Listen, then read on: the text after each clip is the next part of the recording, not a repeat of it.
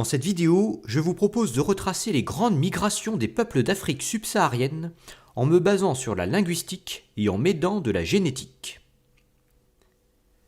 Commençons par un état des lieux actuel. Les peuples d'Afrique peuvent être regroupés en grandes familles linguistiques qui témoignent de liens souvent très anciens. En Afrique du Nord et dans la Corne de l'Afrique se trouvent les Afro-Asiatiques, qui débordent sur la péninsule arabique. J'en ai déjà fait une vidéo à part entière et je les mettrai donc un peu de côté ici. En Afrique subsaharienne, ce sont les Nigéro-Congolais qui forment le groupe dominant. Ils témoignent de migrations massives qui ont concerné l'ensemble de ces terres et ils incluent notamment les Bantous. Les autres groupes linguistiques sont les Nilo-Sahariens au nord, les Khoisan et les Indo-Européens au sud, et les Austronésiens dans le cas particulier de Madagascar. Passons à la situation génétique. Je vais me concentrer sur l'aplogroupe Y, qui est le plus adapté aux échelles de diffusion des langues. L'aplogroupe A est le plus ancien du monde. Il est apparu il y a 180 000 ans, lorsqu'Homo sapiens n'était pas encore sorti d'Afrique, et c'est pourquoi on ne le trouve que sur ce continent. Même chose pour l'aplogroupe B, qui est très mélangé au A du fait de son ancienneté. On voit que ces deux haplogroupes sont surtout associés aux Nilo-Sahariens et aux Khoisan, qui forment donc comme une mémoire de temps très reculé. L'aplogroupe dominant en Afrique est toutefois le groupe E, apparu plus tardivement il y a 70 000 ans, sans doute au niveau des plateaux éthiopiens. Il se subdivise en deux sous-groupes principaux.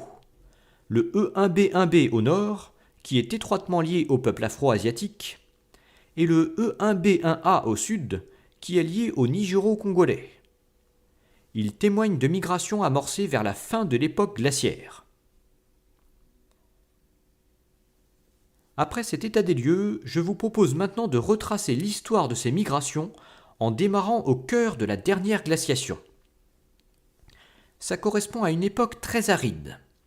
Le Sahara est infranchissable, en dehors de la vallée du Nil. Quant à la forêt dense de l'équateur, elle est peu propice aux grands déplacements.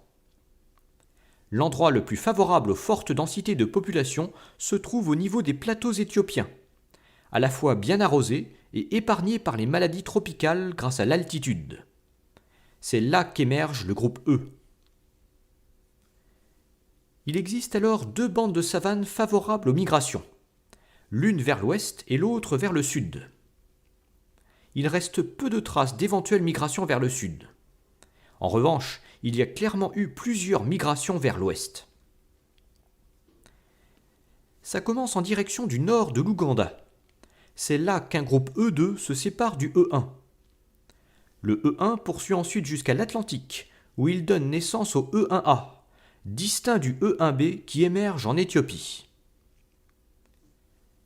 Ce E1B se diffuse lui-même vers l'ouest, peut-être vers 20 000 avant Jésus-Christ. Peu après apparaissent les deux sous-groupes qui subsistent aujourd'hui.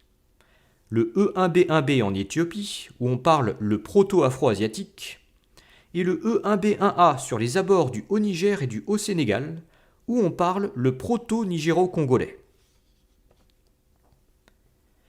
Ce sont d'abord les Afro-Asiatiques E1B1B qui descendent le Nil et s'étendent sur les rives de la Méditerranée, peut-être dès 12 000 avant Jésus-Christ.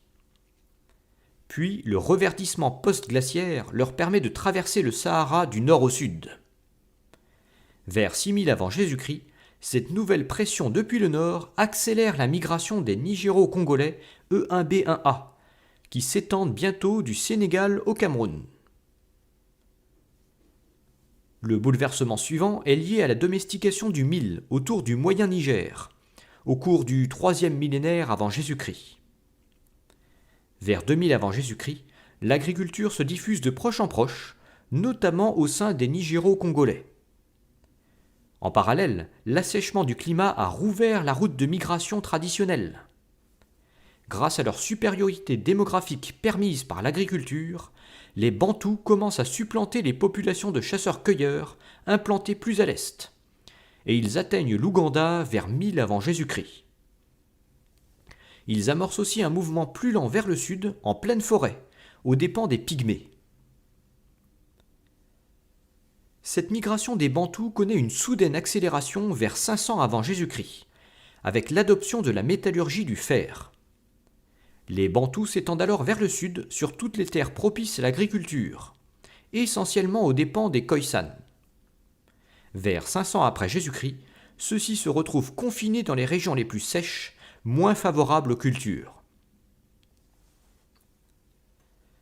L'Antiquité tardive correspond à un pic de froid et de sécheresse. C'est sans doute ce qui pousse certains Nilo-Sahariens du Soudan à migrer vers la vallée du Nil au IVe siècle. Ils contribuent à ruiner le royaume de Méroé de culture égyptienne, et ils y fondent de nouveaux royaumes. Ce sont les ancêtres des Nubiens actuels. Une autre migration exceptionnelle a lieu un peu avant ces événements. Profitant des courants commerciaux dans l'océan Indien au début de notre ère, des Austronésiens venus de Bornéo atteignent Madagascar et les Comores. Ils y apportent leur langue, le malgache. Très vite, le commerce avec le continent favorise l'arrivée de populations bantoues sur l'île qui adoptent le malgache. Ce phénomène s'intensifie considérablement au IXe siècle. Le monde arabo-musulman revitalise le commerce dans l'océan Indien, et des marchands arabes et perses s'implantent sur la côte orientale de l'Afrique. Les populations bantoues locales s'impliquent massivement dans ce commerce avec les Arabes, ce qui crée l'unité du monde swahili. Le swahili devient même majoritaire aux Comores, où il devient le comorien. En dépeuplant l'intérieur des terres du Kenya, le commerce d'esclaves par les Arabo-Swahili a pu favoriser la migration de peuples nilo-sahariens depuis le Sud-Soudan, dans la première moitié du deuxième millénaire. C'est l'origine des Maasai, entre autres. Enfin, le monde arabo-musulman permet la mise en place du commerce transsaharien, notamment grâce à l'introduction du dromadaire. L'or d'Afrique de l'Ouest devient l'un des enjeux de ce commerce. Les gisements du Mali permettent la formation du premier empire subsaharien au XIIIe siècle. C'est l'origine de l'expansion des peuples mandés. Ça favorise aussi le déplacement de peuples nomades, en particulier les Peuls, qui nomadisent du fleuve Sénégal jusqu'au fleuve Niger, au début du XVe siècle. Puis le développement de l'empire Songhai pousse certains d'entre eux vers le pays Haoussa, puis jusque dans l'actuel Cameroun vers 1600. Pendant ce temps-là, les Arabes venus d'Égypte s'installent de plus en plus massivement au Soudan. Ils y supplantent les Nilo-Sahariens, sauf dans certaines poches résiduelles. À cette époque, les Portugais se sont implantés sur les îles du Cap-Vert et de Sao Tomé, auparavant inhabitées. Ils y amènent de nombreux esclaves depuis le continent pour cultiver les plantations, tant et si bien que les Nigéro-Congolais deviennent rapidement majoritaires sur ces deux archipels. C'est en 1652 que les Hollandais fondent la colonie du Cap en tant qu'étape commerciale. L'immigration s'intensifie au siècle suivant, et les colons tentent à supplanter les populations locales dans les régions sèches, moins densément peuplées. Ça se fait donc surtout aux dépens des Khoisan, dont le territoire reflue encore. Le néerlandais évolue jusqu'à devenir l'Afrikaans. Puis, au XIXe siècle, la colonisation britannique donne de plus en plus d'importance à la langue anglaise. On va terminer cette vidéo en faisant le bilan aujourd'hui. Les Khoisan ne subsistent plus qu'au Botswana et en Namibie. Quelques peuples apparentés habitent aussi en Tanzanie, ce qui est un indice de l'immense domaine qu'ils occupaient avant l'expansion bantoue. De même, les Nilo-Sahariens étaient sans doute beaucoup plus répandus avant les expansions afro-asiatiques et nigéro-congolaises. Les Songhai implantés sur le fleuve Niger en constituent une sorte de témoignage. Par ailleurs, il faut aussi mentionner des Pygmées qui occupaient toute la forêt équatoriale.